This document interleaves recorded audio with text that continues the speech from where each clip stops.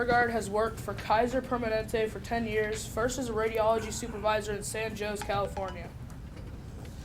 Then he transferred to being an assistant director of radiology in San Diego. After being an assistant director for 6 years, he became an area director of radiology in San Francisco. Please remember to be respectful and save your questions till the end.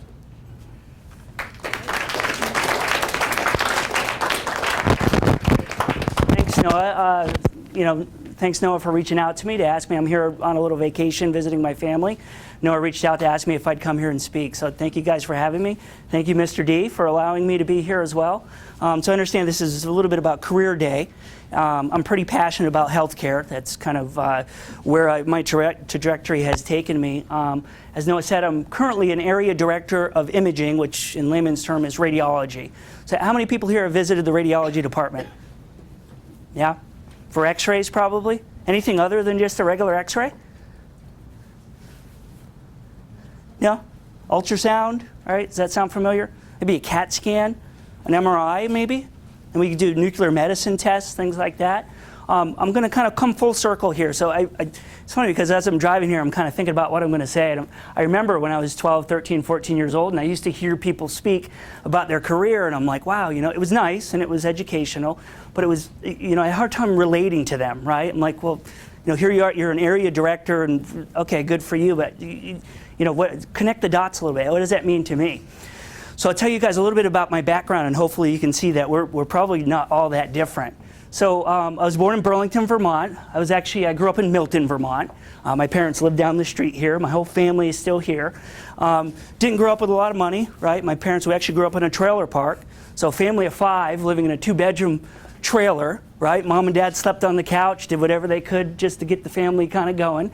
So I guess the point of this is, I didn't grow up with any fantastic opportunities, right? We didn't have much money. Actually, for the most part, we had 0 money. So over time, you kind of get into the field and you start working, right? Kind of get some odd jobs, whether it's I worked delivering pizzas at Zachary's Pizza, and I washed pots and pans at Zachary's Pizzas. I worked at Pizza Putt, and I was kind of cleaning things up and handing people golf balls. And then kind of through my high school career, it started to kind of get to be crunch time, right? Everybody says, what are you going to do, right? You're going to go to college, right? And I don't know, right? I had no idea what I was going to do. I don't know what I wasn't really exposed to a whole lot. And so I remember I had a summer job and I was bending little metal pieces, right? My quota was 100 an hour. I had to put these little pieces in and step and bend them in half, one at a time, right? And I worked 10-hour shifts, $7 an hour. At that time, that was great, right? I was rolling. I was 40 hours a week. I was making about $200 and something a week. Fantastic. But it was coming time to kind of make that decision. What do I want to do? So I kind of started thinking, well, what do I want to try, right? So I figured I'm not going to go away and go to a 4-year college yet because I'm not really sure what I want to do. All my friends were kind of, whatever top name college was, they were going to Notre Dame and they were going to BU just because it was Notre Dame and BU, right? They had no idea either, just like me. We were just kids. And so I ended up looking at Champlain College, right? Close, local, close to home. I could still live off campus, experience all that. And I was interested in x-ray. I was an athlete growing up, and so I spent a lot of time going and getting x-rays. X-rays of my feet, x-rays of my hand, from football, from baseball. And I just, for some reason, it always kind of stuck with me, right? Forgot about it over the years. And as I'm looking at all these courses Champlain College is offering me, it said radiography, which is basically I can become the guy who takes your x-rays. Sweet. I said, let me check it out. So I applied, was on a little bit of a waiting list, and then they called me. I said, all right, you're accepted. Fantastic, right? Average student, right? B's. I did okay, but probably could have done a little bit better. So I said, sure, this is for me. So I went through the whole x-ray program, which is about 2 years, right? Straight out of school, I was making $50,000 a year, 2-year program, right? Didn't know about it. It's not why I went into it, right?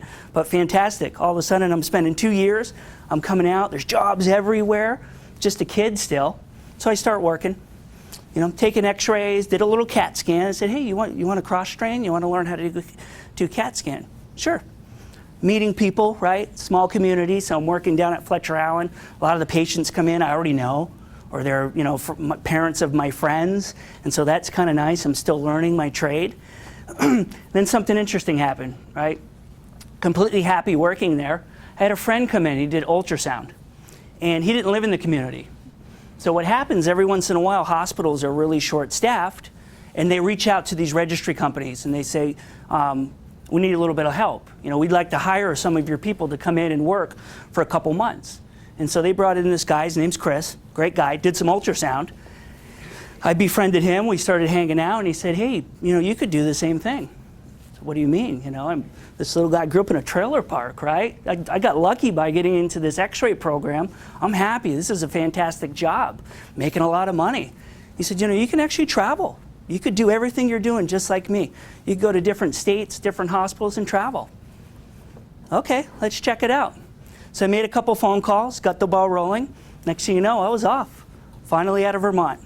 So first job was in Delaware, 1,000-bed hospital. So that's about 2 times the size of Fletcher Allen. I'd pull in every single day, there'd be 2 helicopters there, right? Picking up car accidents, kind of major things. I'm used to seeing kind of snowmobile accidents and some bicycle accidents, some car accidents, but now I'm showing up and I'm seeing a lot of heavy-duty things I had really only seen on TV, right in the thick of it, right? Trauma ward, I'm the x-ray tech in there. They're all stepping back, they're letting me come in, taking all these x-rays, get the patient over to CAT scan, right? We think they have a brain bleed, they were just in a car accident. Get the patient in the CAT scan, again, that's my show. Scan the patient's brain, the patient off. Fantastic job. I'm up on the floors, next thing you know, I'm in surgery. Hey, we want you to do surgery. I'm the x-ray tech now, running a portable x-ray unit so they can operate on this guy's knee, on this guy's shoulder, on this guy's back.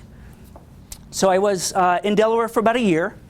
After that, I said, okay, what's next? So I got a phone call. I said, you want to work in Hawaii? Duh, right? Of course I want to work in Hawaii. So I can be an x-ray tech in Hawaii? Absolutely, sign me up. Next thing you know, I'm on a plane. I'm in Hawaii, right in Waikiki. He said, well, don't you need a car? I guess, right? I could take the bus, but here's a Jeep Wrangler, right? Now I'm in Hawaii. I'm an x-ray tech, 2 years out of college. Remember, I went to a 2-year school, right? A lot of people go and they spend 4 or 5 years in school. Not saying that's not okay, because you have to do that for certain professions. But I spent 2 years at Champlain College, and now look at me. I'm in Hawaii taking x-rays. Lived in Waikiki, call up my friend. Hey, we have another position open. Next thing you know, my buddy's in Hawaii. Next thing you know, they said, hey, do you know any ultrasound techs? I said, actually, matter of fact, I do. The kid who turned me on to traveling and becoming a travel x-ray tech in the first place, he was an ultrasound tech. So he was living in Atlanta, Georgia. I call him. Next thing you know, he comes out to Hawaii. So great, again, serious work, but we lived in Hawaii, right? I'm getting paid to work there. They're putting me up in a place, giving me a Jeep Wrangler. I live on the beach. Fantastic. So Hawaii kind of started winding down, and now you kind of got that itch, right? Love my job, love my career, but love to travel. So then I got a phone call, and they said, hey, you want to go to Las Vegas? Really? Sure, I've only seen Las Vegas on TV, right? Sounds awesome, right? The strip, the lights, all the action. Next thing you know, I'm in Las Vegas. Las Vegas is a very interesting place because they would film a lot of shows, right? You'd have like casino doctors and stuff like that. So it wasn't uncommon that I would come in, let's say, to the operating room, and one time I see kind of a lot of commotion, and surgeons kind of, they scrub up, right, before surgery to make sure they're nice and clean. And so people are kind of whispering and chatting. So I go over there, and there's Rob Lowe. Right, you guys might not know who Rob Lowe is, but famous actor Rob Lowe, and he was there kind of doing a part. So here I am, I'm going in, I'm running a portable x-ray machine, and here's Rob Lowe right next to me. Kind of strange, right? Kind of starstruck. And so we'd see all these people, vacationing, and sometimes movie stars and athletes come in. Again, just part of just a fantastic experience for me. So I traveled for 5 years. So I did Delaware, I did Arizona, I did Hawaii, a couple places in California. I did Las Vegas, I was in Colorado. Then I was I was turning 30 years old, right? 5 years into traveling. Great money, right? Tons of money they're throwing at me, places to live. And again, love my job. I'm doing x-ray, I'm involved in surgeries, I'm doing CAT scan, I'm doing all these great things, right? I'm helping people. People are sick or they're injured and they're coming to me. and they're trusting me to take care of them, to run that test to diagnose them. Absolutely loved it. By the time I was 30 years old, I started thinking, okay, I love traveling. It's been fantastic to me so far, but everything I own fits in my truck. Maybe it's time to do something a little bit different, all right? By the time you're 30, I think, everything you own should probably not just fit in your truck. So then I started looking for jobs, and that's where I came to Kaiser Permanente. So Kaiser Permanente in San Jose is where I had my first non-travel job, and I got a job there as a supervisor, right? Kind of the next step for me. I was an X-ray tech, did a lot of different things, traveled a bunch, and now I'm a supervisor, right? Now I'm actually going to be in charge of teams. So they trusted me. It was my first leadership position, right? And so we like your background. We love all your experience. All your references are great. Seems like you've been a leader all along. Tons of experience. Come in and be our supervisor. Absolutely. Excited about it. Came in, started to be the supervisor of the department, the X-ray department. Supervises about 20 people. Then they said, hey, we want you to run the student program. So Kaiser Permanente has its own school, just like Champlain College. Kaiser Permanente has its own X-ray school. They said, we want you to be the clinical coordinator for the program, for the school. Excellent, fantastic. I knew my stuff, I was passionate about X-ray. Now I get to teach, right? Kind of things went full circle. 5 years before that, I was in the classroom. I was learning, I was looking up to these guys who could do everything in the X-ray. So I spent about 2.5 years in San Jose as a supervisor and a clinical instructor.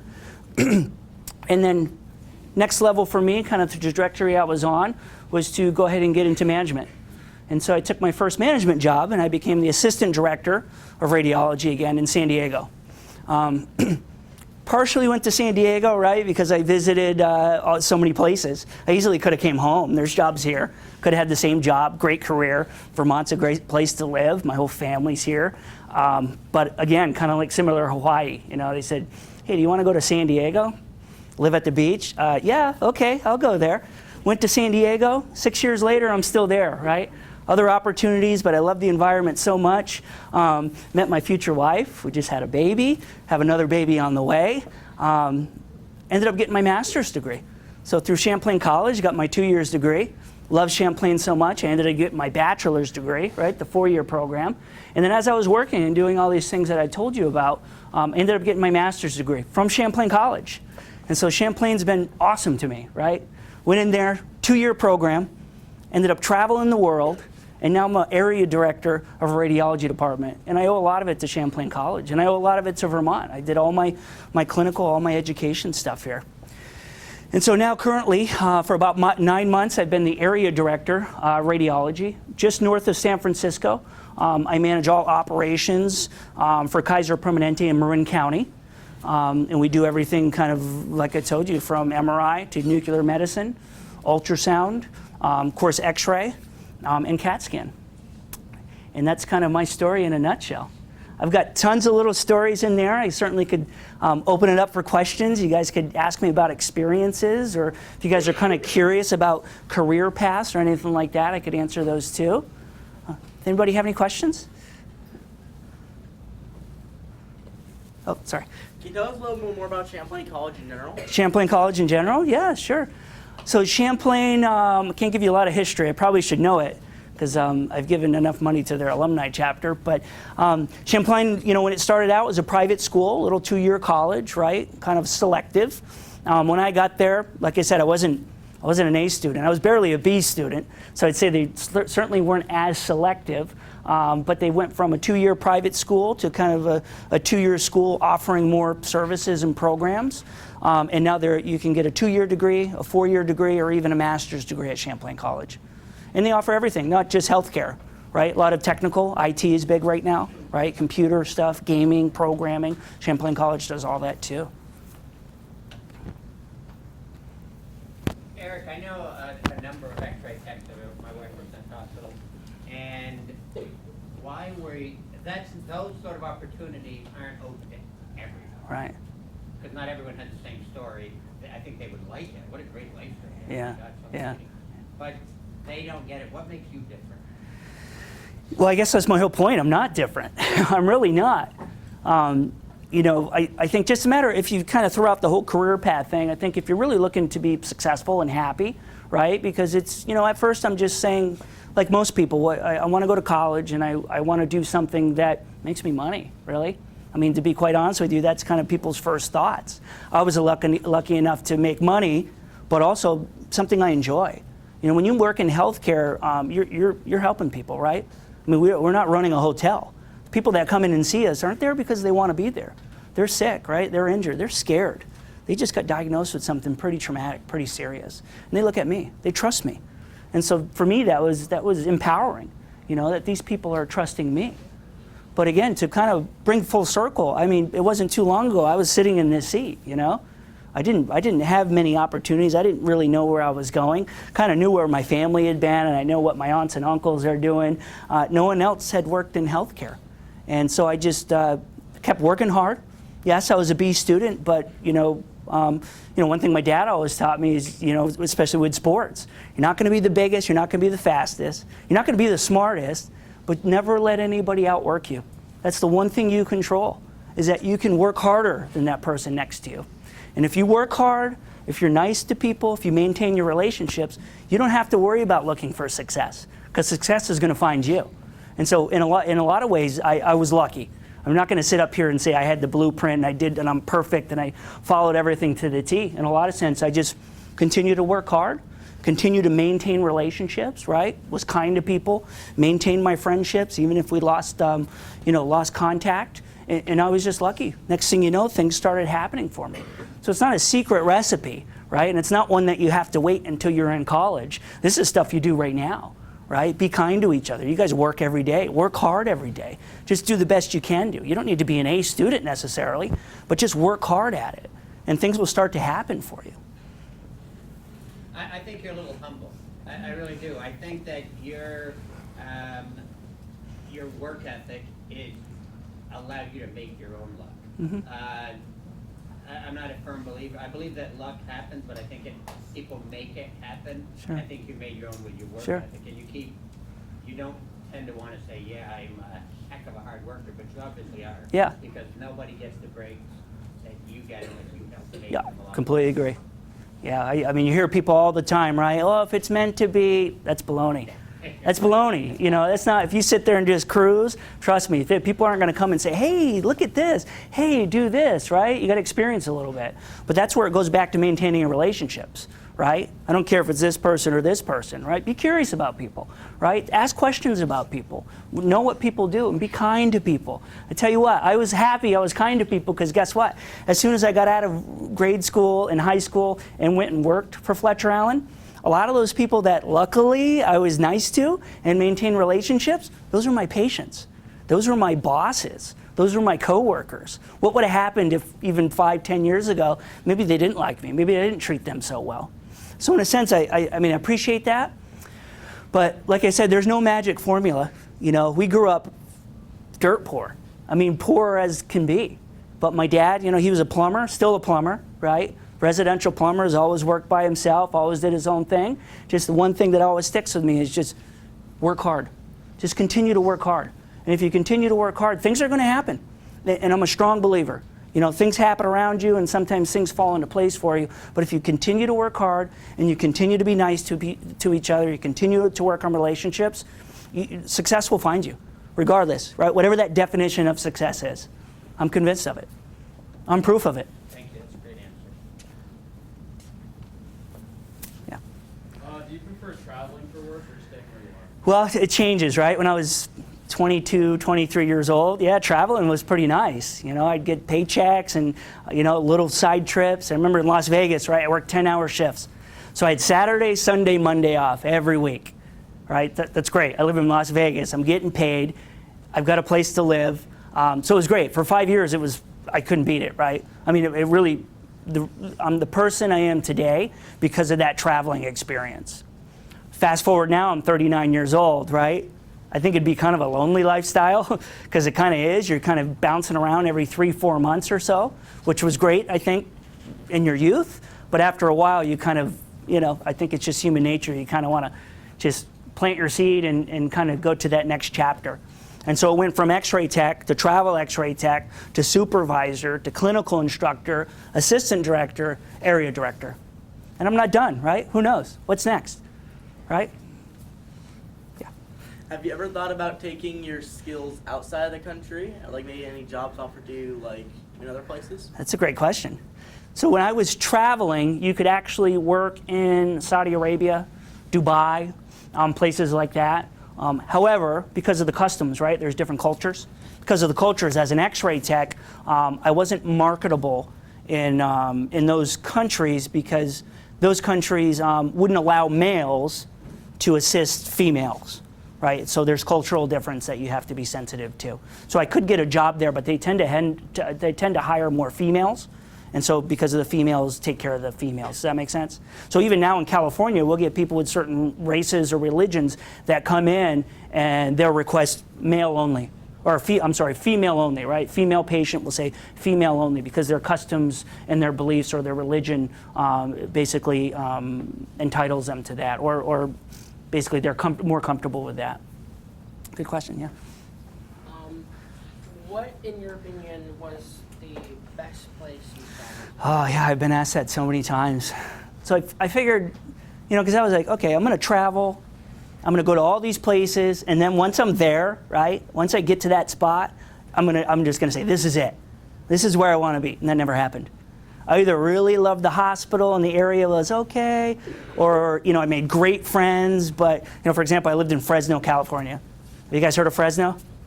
You have? Okay, well, okay. But it's not Hawaii, let's put it that way. I love Fresno, California. Loved it. So I don't know.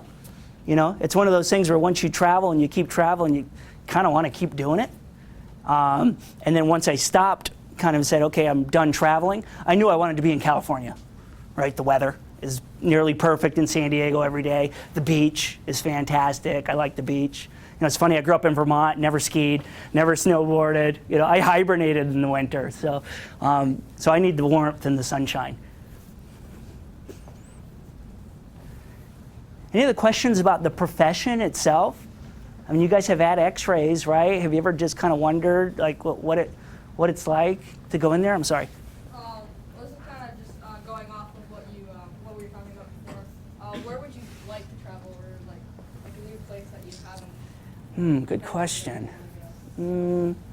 I guess I'd probably like to experience something in a different country. I guess the director in me now is kind of wondering how things would be different.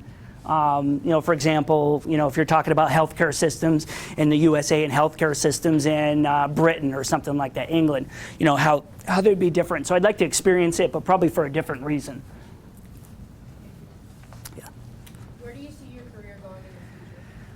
Well, I don't know.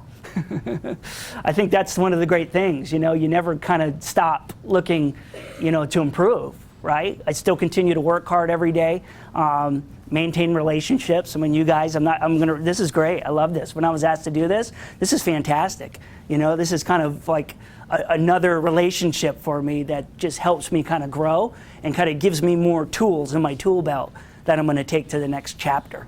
So for me, it would be, probably getting out of the radiology field and going more into maybe overall hospital operations. That's kind of the next step for me. I don't know. I'm pretty happy what I'm doing right now. Thank you. You're welcome. Somebody else, yeah? If you never got accepted to Champlain College, where would you see yourself? Ooh, good question. Should I answer that honestly? Okay.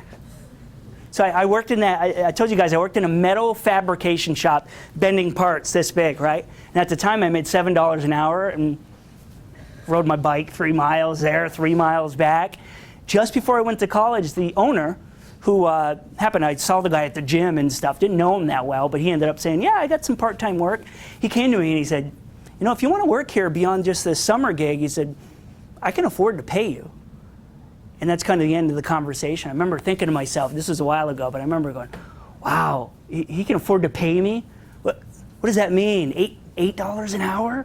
$9 an hour? Oh man. I don't think I'd be unhappy because my family would be here you know. But I think for my mind was just too curious at the time, you know.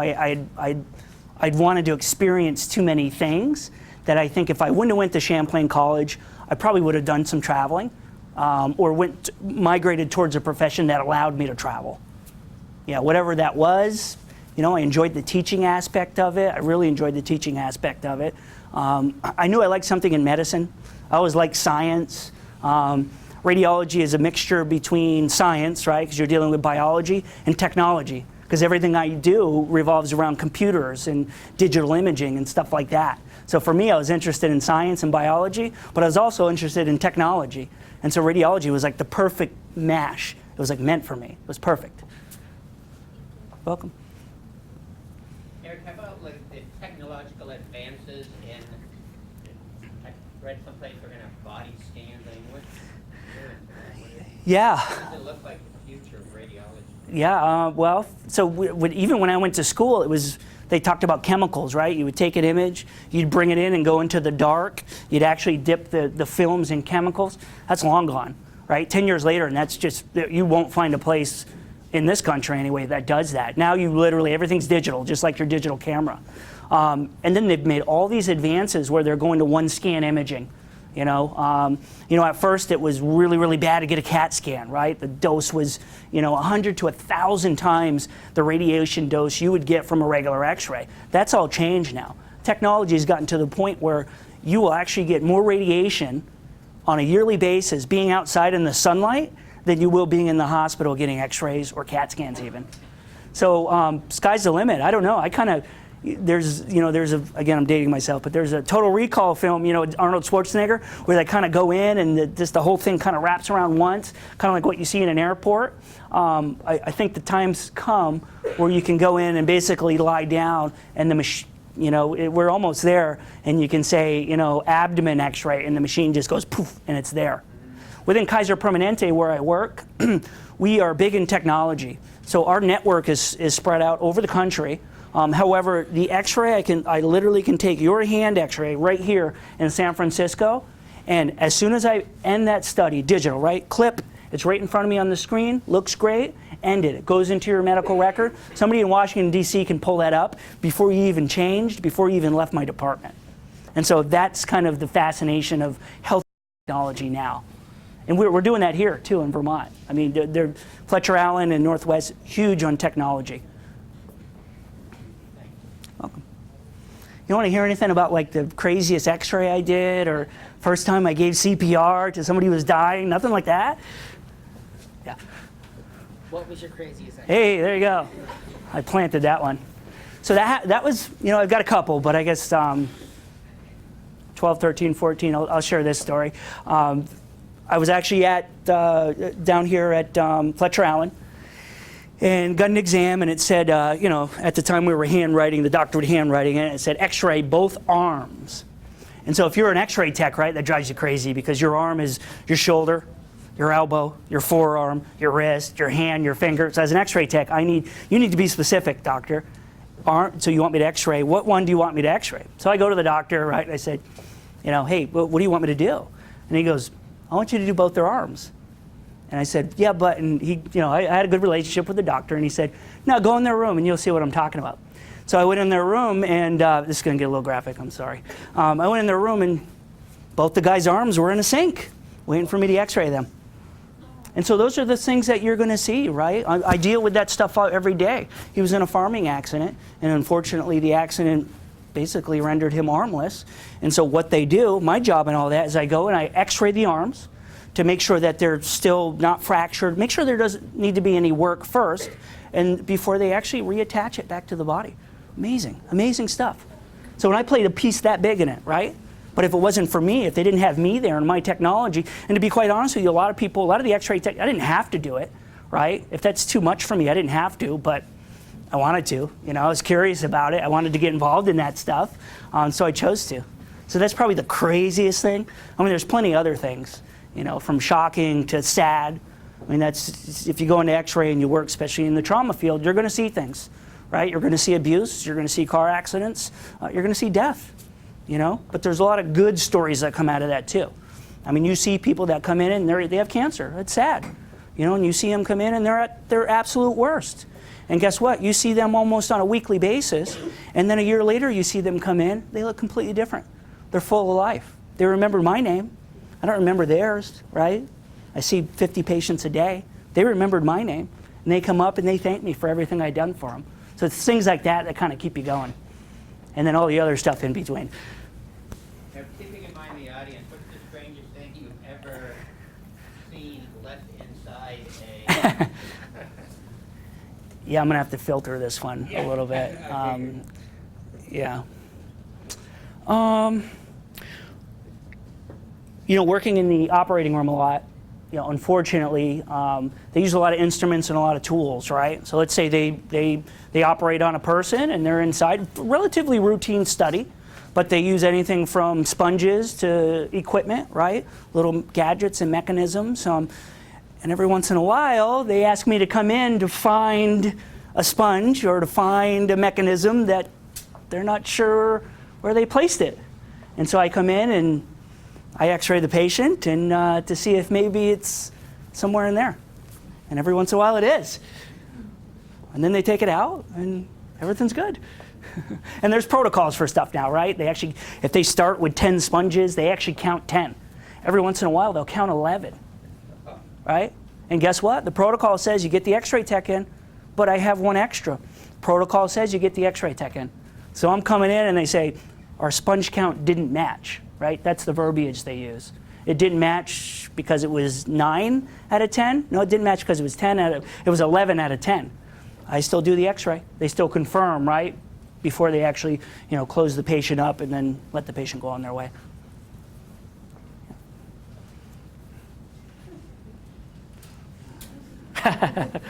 Little shocking, I know.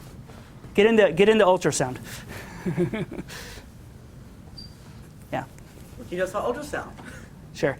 So ultrasound's a little different, right? So in radiology, you have certain fields that use radiation, right? X-ray is going to use radiation, actually penetrates, goes through, creates an image. CT uses radiation, right? It's that donut thing that you go in and it takes 3D images of slices or different levels of your body internally. Ultrasound uses ultrasonic waves. And so relatively safe. Not good for everything, right? You can't have a hand, you can't think you broke your hand and they can't go in and ultrasound. It doesn't work like that. That would be an x-ray. So ultrasounds are used to look at organs, anything fluid filled, so a lot of organs. If you have appendicitis, they used to have you go in and drink all this nasty stuff and do a CAT scan. Well, now it's a 10-minute exam. They just take an ultrasound, they look at your right lower quadrant, they image your appendix to see if they need to remove it or not. So everybody knows ultrasound when it comes to babies, right? So you usually go and you have an ultrasound and you look at the baby for the first time. They get to tell you if it's a male or female for the first time. You see its head and you see it forming. And now they even have 3D images where they just pop up a little software and they do some reconstructions and you basically can see the baby, you know, like it's there with you and the baby's still, you know, 3 or 4 weeks from coming out.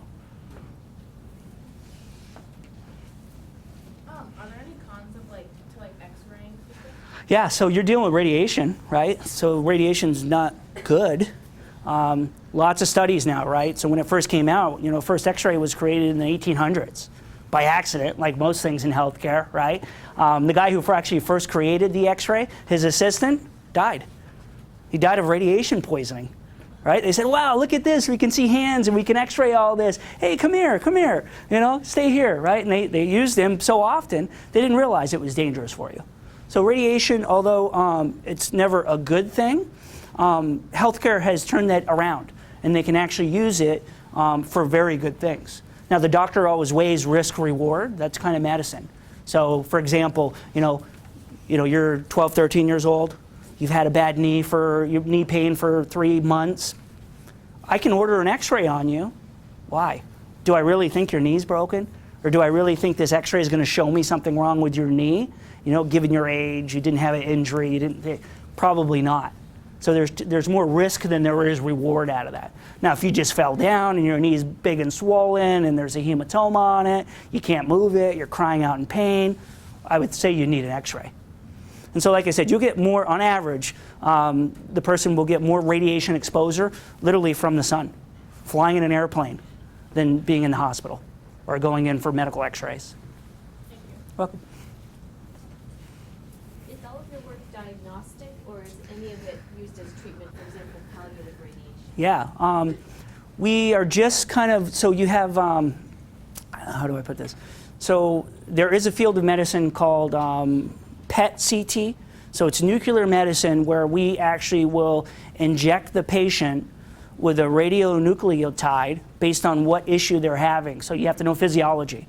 So for example, if I'm looking at your thyroid, right, we're trying to see if you have a thyroid issue, I actually inject you in a certain iso radionucleotide that actually will uptake to your thyroid if you're having thyroid issues. So put it in kind of broad perspective, if you have a cancer cells basically just, they grow at a rapid rate. And as they grow at a rapid rate, they need nutrients, right? They kind of, and that's why they kind of grow really fast and they take away from other parts of your body. So we can actually inject you with something that will go follow that red, it'll tag to the red blood cell, because that's what your cancer wants, and it'll go to your cancer. On that image, it'll actually highlight it, right? And then the doctors will look at it and say, that's an increased uptake based on this, and we think there's a cancer in there. We can then turn around and tag that same red blood cell with a similar radioisotope with a sort of chemotherapy drug. And so no longer will they have kind of this long drawn out chemotherapy, right, where they just inject your veins and your hair all falls out, it does just havoc on your body. They still do that, but they're now able to basically tag a cell that they know will go straight to that cancer to basically eradicate just that one part of the body, and it'll do less damage throughout your entire body. Yeah, so we're getting there. It's fascinating, fascinating stuff. Yeah. That's a lot. No, heavy topic, huh? Healthcare. I'm passionate, so sorry. I could talk about this stuff all day. What were your classes at Champlain, your undergrad? Yeah, so undergrad was, kind of your typical stuff. You still had to take some English and some writing courses. And then you got kind of by year 2, since it's a 2-year program, you got more, into the radiobiology, kind of what we're talking about, how the radiation actually interacts with your cells. And then you got more into the physics, more of this is what the X-ray machine does. Big on safety, right? Radiation safety. How do you protect yourself? How do you protect others? Knowing kind of, how an X-ray beam is produced to kind of what it does inside the human body. So that's the great thing about Champlain. You kind of start just like the rest of the school, and you're taking your, your Englishes and your, communication courses, and by year 2, you're actually in the hospital doing the things that you're learning, which I think is the way to go. A lot of programs do just the opposite. You sit through a class for 2 or 3 years, and then, by the 4th year, you're just getting into the field. Champlain College, you're learning something one day, the very next day it's all making sense to you because you're actually there. You're seeing it, you're doing it. Have you ever had to operate someone close to you? I've never operated, but being involved in that, it's tough to take. I don't know, to be honest with you, because by the time I get in there, they're usually pretty covered up. So hopefully not.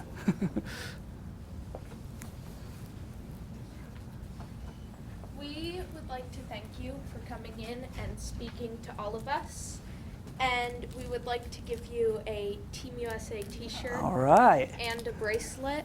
And we would like to put your picture on our wall of fame. It's just a bunch of public speakers who have come. Great. Sounds good. Thank you very much. Thank you. Team USA.